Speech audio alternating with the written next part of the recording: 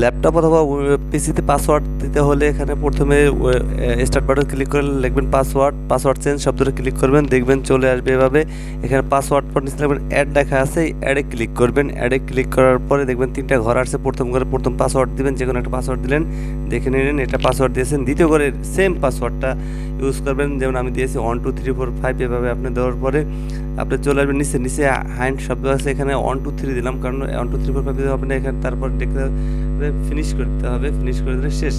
আপনি যদি আবার পাসওয়ার্ডটা রিমুভ করতেন, ঠিক সেম ক্যাটাগরি একই পাসওয়ার্ড চেঞ্জে চলে যাবেন। যাওয়ার পরে আপনার ওখানে যাওয়ার পর দেখবেন আবার পাসওয়ার্ডটা চাইছে, একটা ঘর আসবে এখানে, এই চেঞ্জ পাসওয়ার্ডে আবার দিলেন ওই 1 2 3 4 5 দেওয়ার পরে আপনি এখান থেকে ওকে করেন। এখানে তিনটা করে এখানে কিছু দেওয়া যাবে না, যদি ব্ল্যাঙ্ক রেখে আপনি নেক্সট করেন এবং নেক্সট করে ফিনিশ করবেন, তাহলে কিন্তু আপনার পাসওয়ার্ড ফ্রি হয়ে যাবে, আর পাসওয়ার্ড থাকবে না।